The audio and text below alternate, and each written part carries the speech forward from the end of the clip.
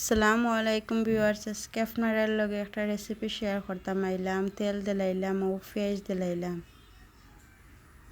লবণ দিলাম, 1 চামচ হলুদের গুঁড়া, 1 চামচ মরিচের গুঁড়া, 1 চামচ বাখের গুঁড়া, 2-3টা টমেটো দিলাম, কাঁচামরিচ দিলাম। ওই দেখো কাপ আবদা মাছ দিলাইমু, মাছ কুসুন তৈরি রাখিলাম,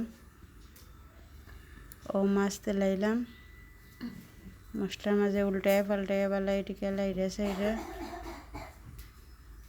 রাখি দিমু।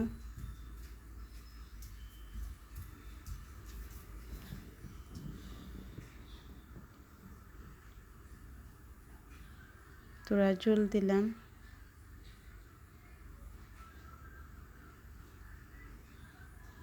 বাখরের পাতা দিলাইলাম। মাছটা খাইতে আমি বালা পাই, আপনারা যারা যারা বালা পান প্লিজ আমার ভিডিওটা সাবস্ক্রাইব করবা, লাইক করবা।